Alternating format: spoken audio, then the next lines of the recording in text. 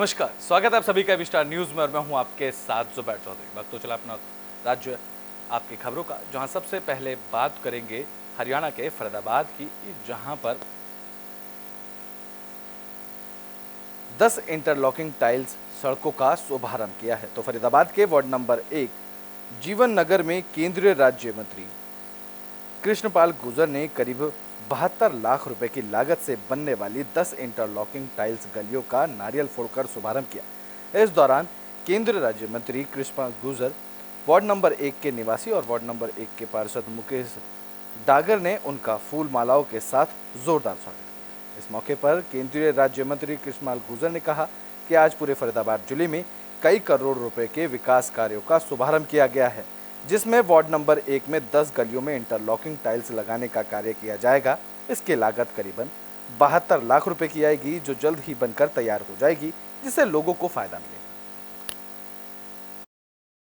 बुलाया, इन्होंने हमेशा हमारे वार्ड के लिए और क्षेत्र के लिए बहुत कुछ दिया है और हमारे लिए तो मंत्री जी एक भगवान रूपी हैं कि वार्ड की जनता जो भी डिमांड रखती है वो समय से पहले पूरी करते हैं। और आज स्पेशल हमने धन्यवाद के लिए मंत्री जी को अपने बीच बुलाया।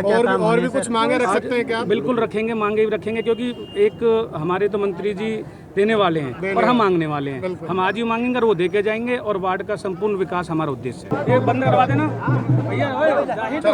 मंत्री जी क्या कहना चाहेंगे वार्ड नंबर 1 में फिर महीने में दूसरी बार पहुंचे करोड़ों रुपए की सौगात देने के लिए? क्या क्या काम होने हैं सर? देखिए छायाकार मित्रों, पिछले 9.5 साल से आदरणीय मोदी जी के और मनोहर लाल जी के आशीर्वाद से फरीदाबाद लोकसभा क्षेत्र में ऐतिहासिक विकास के काम हुए हैं। मैं सबकी चर्चा आज नहीं कर पाऊंगा, क्योंकि काम इतने हैं वो मिनटों में या घंटों में नहीं कहा जा सकते। हाईवे हो, ब्रिजेज हो, पार्क हो, सड़कें हो, सीवर हो, कॉलेज हो, यूनिवर्सिटी हो, महिला महाविद्यालय हो, पार्क हो, एलईडी लाइट हो, रेलवे स्टेशन का नवीकरण हो, एफएमडीए हो, कमिश्नरी हो, 3-4 नेशनल हाईवे। बुलेटिन में बात कर लेते हैं हरियाणा में बीजेपी के किए गए फेरबदल की। बता दें कि हरियाणा में बीजेपी ने प्रदेश अध्यक्ष को पद से हटा दिया है और उनकी जगह नए प्रदेश अध्यक्ष को चुना गया है। तो हरियाणा में बीजेपी अध्यक्ष पद से हटाए जाने के बाद ओम प्रकाश धनखड़ को बीजेपी के राष्ट्रीय सचिव की जिम्मेदारी दी गई है। ओम प्रकाश धनखड़ इस दौरान फरीदाबाद पहुंचे, जहां उन्होंने मीडियाकर्मी से बातचीत करते हुए कई सवालों के जवाब दिए। इस दौरान जब उनसे बीजेपी अध्यक्ष पद से हटाकर नई जिम्मेदारी देने को लेकर बयान दिया। इस दौरान उन्होंने कहा कि राजनीति सांप सीढ़ी के खेल की तरह है, कभी कभी आपको सीढ़ियां मिलती हैं तो कभी कभी उतार भी देखने को मिलता है। दोनों में मजे लेकर चलने की जरूरत है, पूरा आनंद लेकर चलने की जरूरत है। उन्होंने इस दौरान बताया कि वो पहले भी अटल सरकार के रहते पार्टी के राष्ट्रीय सचिव थे और अब मोदी सरकार के रहते उन्हें दोबारा से पार्टी का राष्ट्रीय सचिव बनाया गया। 76वें पन्ना प्रमुख सम्मेलन के लिए यहाँ उपस्थित हुआ हूँ। अभी उस कार्यक्रम में जा रहा हूँ।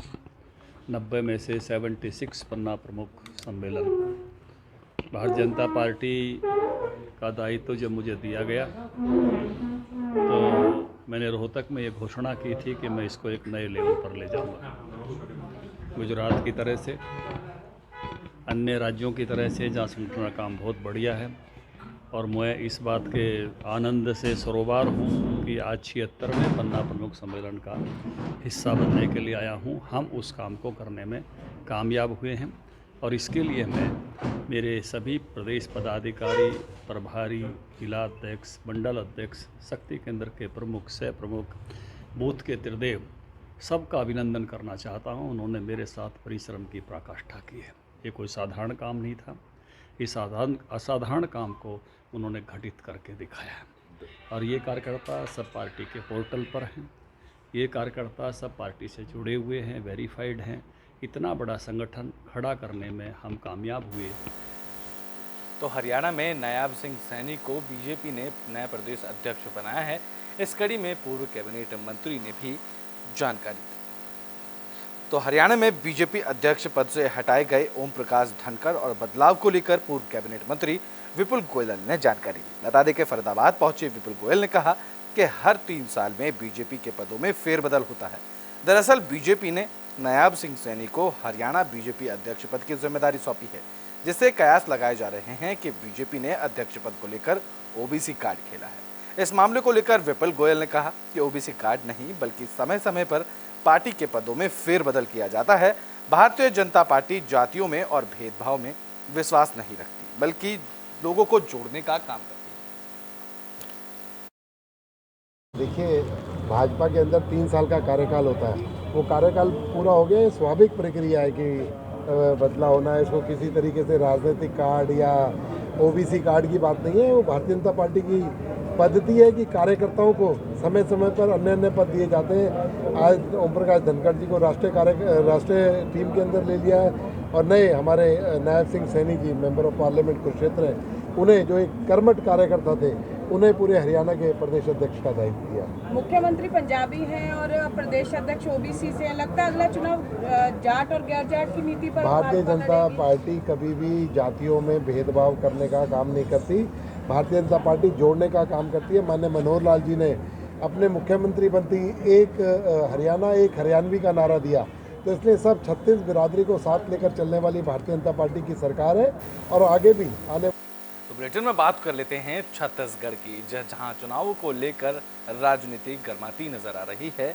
इस बीच किसानों के कर्ज माफी को लेकर भी घमासान देखने को मिल रहा है। तो कांग्रेस ने छत्तीसगढ़ में फिर से किसानों का कर्ज माफ करने की घोषणा की है। मुख्यमंत्री भूपेश बघेल की इस घोषणा को भानु प्रतापपुर में कांग्रेस के पूर्व राष्ट्रीय अध्यक्ष राहुल गांधी ने फिर दोहराया और अब बीजेपी इस पर कई सवाल खड़े कर रही है। पूर्व कृषि मंत्री चंद्रशेखर साहू ने राहुल गांधी ने फूड प्रोसेसिंग यूनिट और धान खरीद की लिमिट खत्म करने की पुरानी घोषणा के जरिए कांग्रेस को घेरा है। साहू ने कांग्रेस सांसद राहुल गांधी के छत्तीसगढ़ आकर लगातार झूठ परोसने और किसानों को बरगलाने पर तीखा कटाक्ष करते हुए सवाल किया। उन्होंने कहा कि राहुल गांधी अपने इस छत्तीसगढ़ दौरे में क्या आपने भूपेश सरकार से उन फूड प्रोसेसिंग यूनिट और धान खरीद की लिमिट के बारे में जवाब तलब करने के जहमत उठाएंगे, जिनकी घोषणा आप पहले भी कर चुके हैं। आज भी उनको नहीं मिला है। जो ओवरड्यू हो गए थे लोन, वो सरकारी बैंकों ने वहन किया था, उसकी राशि आज भी सरकारी बैंकों को नहीं मिली है। और सोसाइटियों के जो कर्मचारी हैं, आज वहाँ पर तालपत्री भूसा जो सप्लाई हो रही है, देने के लिए अभी धान खरीदी होगी, उसमें जो वाईसी बैठे हुए हैं, शासकीय व्यक्ति जो अध्यक्ष अपने घर बैठे हैं, वो भेजते हैं। जबकि नियम है, मैं भी कोऑपरेटिव बैंक के चेयरमैन रहा हूँ, एक नियम है, सोसाइटी का टेंडर निकालेंगे, कोटेशन निकाल करेंगे, उसमें जो न्यूनतम दर होगा उससे तालपत्री को भूसा खरीदा जाएगा। आप देखिए तो बोला, इस तरह से जो हो रहा है, सदन किया जा रहा है, वो बहुत ही गलत है। और बताओ, केंद्र सरकार, आपको बताना चाहता हूँ, केंद्र सरकार जो धान खरीदी में न्यूनतम समर्थन मूल्य पर जो है धान खरीदी करती है, लेकिन उसके अतिरिक्त ये आपको देखिए बताना चाहता हूँ, जो सोसाइटी को जो कमीशन मिलता है 21.5 रुपया 32 रुपया कुंटल, आपको जो प्रासंगिक व्यय है, जो सूखक है 1% और परिवहन चार्ज है, सारा पैसा केंद्र सरकार। तो छत्तीसगढ़ में राहुल गांधी के बयानों को लेकर खूब गहमागहमी देखने को मिल रही है। इस बीच पूर्व मंत्री रविशंकर प्रसाद ने राहुल गांधी पर बड़ा हमला बोला। तो चुनावी दौरों पर लगातार पार्टियों के नेताओं का दौरा, साथ साथ एक दूसरी पार्टियों पर बयानबाजी अब तेज हो चुकी है। इस कड़ी में चुनावी दौरे पर आए पूर्व केंद्रीय मंत्री बीजेपी नेता रविशंकर प्रसाद ने राहुल गांधी की घोषणाओं पर पलटवार करते हुए जमकर निशाना साधा। पूर्व मंत्री ने कहा कि घोषणा करने में आजकल राहुल गांधी कमाल का काम कर रहे हैं। पूर्व मंत्री ने राहुल गांधी पर तंज कसते हुए कहा कि दरअसल राहुल गांधी को जो चिट पकड़ा दी जाती है, वो वहीं भाषा बोलते हैं, कभी राफेल के बारे में, कभी अडानी, तो कभी सावरकर के बारे में। अब जातीय जनगणना का एक नया शगुफा छोड़ा गया है। पूर्व मंत्री ने कहा कि छत्तीसगढ़ में पूंजी निवेश बंद हो गया है क्योंकि यहाँ कांग्रेस की सरकार नहीं, भूपेश बघेल की अगुवाई में लूट की सरकार चल रही है। पर जबरदस्त चोट हो रही है। तो अगर ये आपकी घोषणाएं हैं तो इसका हम पूरा विरोध करेंगे। बाकी राहुल जी, आप तो जाते हैं, नई नई घोषणाएं कर देते हैं, उसके बाद आप टेक ऑफ कर जाते हैं। कोई आपसे पूछता है नई घोषणाओं के बारे में तो आप मुस्कुरा देते हैं, फिर कहते हैं मैं मोहब्बत की दुकान खोले हुई है। तो राहुल गांधी के बारे में क्या कहा जाए? आजकल अडानी प्रकरण में चिल्लाते रहते हैं, चिल्लाते हैं तो उनसे पूछते हैं भूपेश बघेल जी ने क्यों अडानी के लिए कोयला का विस्तारित लोकेशन कराने में मदद किया? अशोक गहलोत जी ने क्यों अडानी के लिए इतना बड़ा सहयोग किया? ममता जी ने किया। केरला में पोर्ट बना है कोचिन में उनके नाम पर। तो ये पूछते हैं कि हम किसी के विरोधी नहीं है, पूंजी निवेश तो होना ही चाहिए, तभी तो विकास होगा। लेकिन उनसे पूछते हैं कि नहीं वो ठीक है। तो ऐसे राहुल गांधी के बारे में क्या कहा जाए? राहुल गांधी जी रायपुर आइए, चुनाव में आइए, थोड़ा होमवर्क करके आइए, थोड़ा पिछला रिकॉर्ड क्या है उसको देख समझ।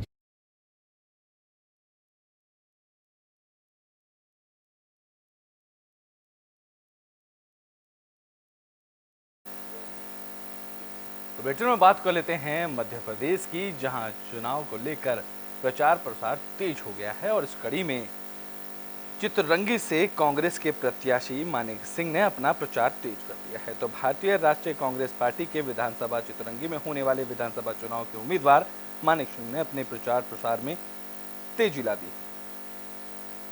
तो वहीं मानिक सिंह पर पार्टी ने जीत की उम्मीद जताई है। बता दें कि भारतीय जनता पार्टी के वर्तमान विधायक अमर सिंह का टिकट पार्टी की तरफ से काट दिया गया। साथ ही उनकी बहू राधा सिंह को बीजेपी ने प्रत्याशी बनाया है। इस मामले को लेकर ब्लॉक कार्यकारिणी अध्यक्ष संकटा सिंह की तरफ से बयान सामने आया। उन्होंने कहा कि हम कमलनाथ जी के वचन पत्र को लेकर जनता के बीच जा रहे हैं और मुझे उम्मीद है कि भारी से भारी संख्या में हम चित्ररंगी विधानसभा से विजय होंगे। वहीं पर कौशल प्रताप सिंह ने बताया कि हम भ्रष्टाचार को लेकर जनता के पास जा रहे हैं और जनता इस बार बीजेपी को मुंह तोड़ जवाब देगी। प्रचार है हमारे मतलब पूरे मध्य प्रदेश में, जैसा देखा जाए कि जब इनकी सरकार जब से आई है तब से एक हमारे जनता के बीच में एक अशांति का माहौल और एक मतलब महंगाई का और लोगों में एक अब इनके प्रति अब पहले तो नहीं जनता इनको नहीं समझ पाई थी, लेकिन अब ये जनता अब समझने लगी कि जब चुनाव आता है तब ये ऐसे भावनात्मक बातों को रख के हम लोगों का वोट लेते हैं, ठगी का काम करते हैं। जैसे इन्होंने अभी जब चुनाव एकदम नज़दीक आया तभी जस्ट इन्होंने अभी महिलाओं को 1,000 रुपये देने का वादा किया, वो भी कुछ संपूर्ण रूप से नहीं दिए और बहुत सारी ऐसी बात। बुलेटिन में बात कर लेते हैं जगदलपुर की, जहां कांग्रेस प्रवक्ता संजय निरुपम ने प्रेस कॉन्फ्रेंस की। तो बस्तर की 12 विधानसभा सीटों पर पहले चरण में चुनाव होना है और मतदान के लिए अब केवल कम ही दिन बचे हैं। ऐसे में लगातार बीजेपी और कांग्रेस के बड़े नेता बस्तर पहुंचने का सिलसिला उनका जारी है। इस कड़ी में कांग्रेस कमेटी के राष्ट्रीय प्रवक्ता संजय निरुपम ने प्रेस कॉन्फ्रेंस की। इस दौरान कांग्रेस के राष्ट्रीय प्रवक्ता संजय निरुपम ने छत्तीसगढ़ में लगातार पड़ रहे ईडी और सीबीआई के छापे को लेकर प्रधानमंत्री को घेरा। उन्होंने कहा कि बीते कुछ सालों से लगातार छत्तीसगढ़ में सीएम भूपेश बघेल के करीबियों के यहाँ ईडी की टीम रेड मार रही है, इससे कुछ हासिल नहीं हो रहा। इसके अलावा जहां भी विपक्ष की सरकार है वहां जानबूझकर ईडी के छापे मरवाए जा रहे हैं। ईडी और सीबीआई का दुरुपयोग कर राजस्थान, छत्तीसगढ़ में छापेमारी की कार्रवाई की जा रही है, लेकिन अब जनता समझ चुकी है कि प्रधानमंत्री ईडी पुरुष बन गए हैं। ऐसे में उनके इन कार्रवाइयों से जनता में कोई प्रभाव नहीं पड़ेगा। जो धान खरीदी का जो कार्यक्रम था, केंद्र सरकार ने छत्तीसगढ़ सरकार के साथ एक कॉन्ट्रैक्ट साइन किया, एमओयू साइन किया, जिसमें प्रतिवर्ष 86 लाख टन चावल खरीदने का एमओयू किया। लेकिन चूंकि इलेक्शन गोइंग स्टेट था अभी ये और विरोधी दल की सरकार है यहाँ पे, तो किसी तरह से कांग्रेस की सरकार को बदनाम करो, उसको अड़चन में डालो, तो उससे सिर्फ 61 लाख मीट्रिक टन चावल खरीदा गया है।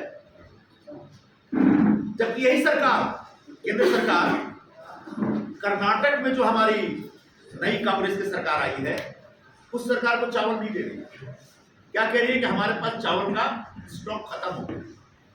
एक तरफ चावल का स्टॉक खत्म होने का ड्रामा और कर्नाटक सरकार ने 35 लाख टन जो चावल मांगा वो मना कर। तो बुलेटिन में बात कर लेते हैं बिहार के रामनगर की, जहां पर जगत गुरु रामभद्राचार्य की कथा का आयोजन होना है। इसको लेकर पुलिस प्रशासन अलर्ट मोड पर नजर आ रहा है। तो पश्चिमी चंपारण के रामनगर में शुरू होने वाले जगत गुरु रामभद्राचार्य जी महाराज की रामकथा को लेकर पुलिस प्रशासन अलर्ट मोड पर आ गई है, जहां नगर परिषद में पुलिस को तैनात किया गया है। इस दौरान सभापति प्रतिनिधि नागेंद्र शाह, उप सभापति प्रतिनिधि सुजल सिंह सड़क किनारे लगाने वाले ठेला दुकानदारों से पूजा अवधि तक राजहंस स्कूल रोड पर दुकान लगाने की अपील भी कर रहे हैं। कथा पूजा में आने वाले लाखों श्रद्धालु भक्तों के आगमन को लेकर पुख्ता इंतजाम किए जा रहे हैं।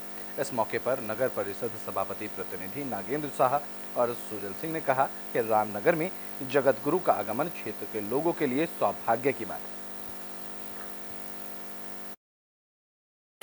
रामनगर की पावन धरती पे रामभद्राचार्य महाराज जी आ रहे हैं।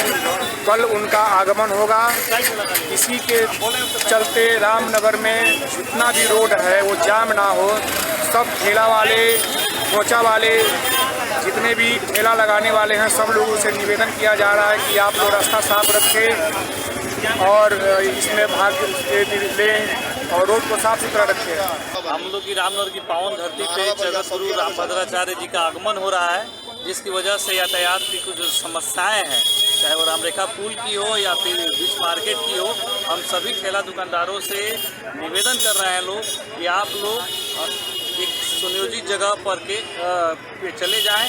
हम सभी एक विचार कर रहे हैं कि राजहंस रोड में जो जगह खाली है वहाँ सब्जी और ठेला दुकानदारों को वहाँ भेजा जाए। इसके साथ साथ सभी मीट मछली और मुर्गा दुकानदारों से भी हमने निवेदन किया है कि हाथ जोड़कर कम से कम 10 दिन आप लोग मेन रोड में। तो बिहार में बीपीएससी का रिजल्ट आ गया है। इस बीच इस रिजल्ट में नगमा तबस्सुम को 92वीं रैंक मिली है। तो बिहार प्रशासनिक सेवा के 67वीं परीक्षा का फाइनल रिजल्ट जारी कर दिया गया है। पूर्वी चंपारण जिला की तुरकौलिया प्रखंड स्थित कवलपुर गांव की रहने वाली चंपारण की बेटी नगमा तबस्सुम की बीपीएससी परीक्षा में 92वीं रैंक आई है। बता दें कि पारिवारिक जिम्मेदारियों का निर्वहन करते हुए नगमा ने बीपीएससी परीक्षा में अपने तीसरे प्रयास में ये सफलता हासिल की। तो वहीं नगमा तबस्सुम ने अपने 2 बच्चों की देखभाल के साथ पढ़ाई की, दिन रात मेहनत की, जिसके बदौलत वो एसडीएम अब बनने जा रही हैं। नगमा की माने तो उसके ससुर और पति का सपना था कि वो सिविल सर्विस की परीक्षा में सफलता प्राप्त करे, जिसकी प्रेरणा से 2 बार वो असफलता मिलने के बाद भी नगमा ने हार नहीं मानी, जहाँ तीसरे प्रयास में बीपीएससी क्रैक कर लिया। तो वहीं अब नगमा तबस्सुम की सफलता की खबर मिलते ही उनको बधाइयों देने वालों का तांता लगा हुआ है। परिवार के लोग हर आने जाने वाले को मिठाई खिलाते नजर आ रहे हैं, जहां घर में उत्सवी माहौल है। इस खुशी के मौके पर नगमा का बयान सामने आया। उन्होंने कहा कि परिवार के लोगों का उनको काफी सहयोग मिला।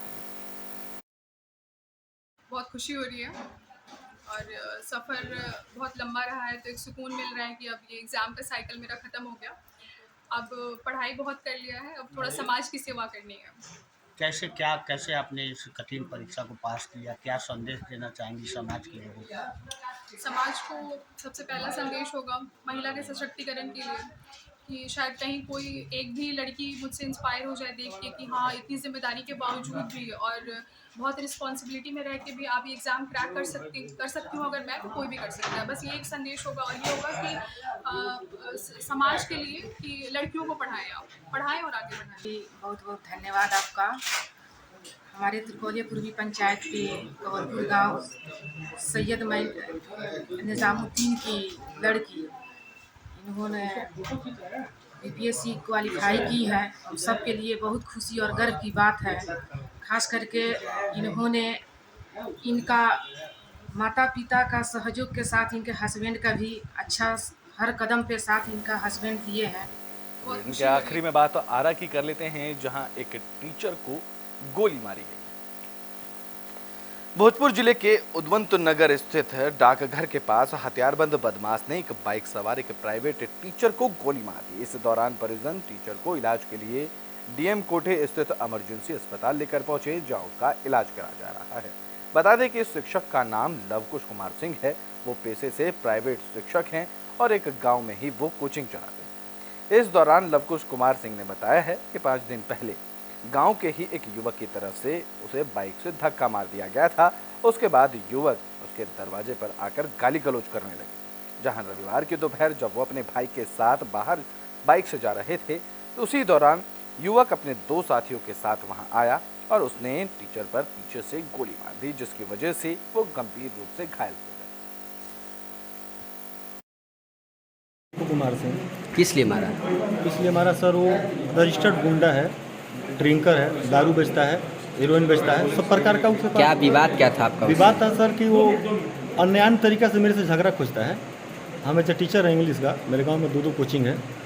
अन्याय तरीके से सर वो झगड़ा खोजता है। इसके उपरांत उसने गाली दे रहा था द्वार पर। इसके बाद उसने मोटरसाइकिल से धक्का मार दिया गाड़ी से, मेरे हाथ पर चोट लग गया। फिर मैंने उसको बोला, 1-2 चपेट में उसको मारा। इसके बाद चाचा मेरे जो हैं। कब मारे थे? अप्रोक्स 5 डेज पहले। जो लड़का का जो हम लोग हिस्ट्री लिए हैं, बाइक से जा रहे थे, लवकुश नाम है बच्चे का, और लगभग 25 साल के उम्र के हैं। उनको बहुत ही क्लोज डिस्टेंस से गोली लगी है। और जो हम लोग अभी मरीज का जो प्राइमरी से लेके जो भी टर्सरी लेवल तक का जो भी ऑपरेटिव प्रोसीजर है, हमारी टीम डॉक्टर शिव किशोर जो एम्स में सर्जरी डिपार्टमेंट में थे, मैं डॉक्टर हर्षवर्धन, डॉक्टर प्रशांत, हमारे OT assistants doctor Satyendra Kumar और डॉक्टर सानिया, सब पूरी टीम में मौजूद हैं और लगातार नज़र बनाए हुए थे।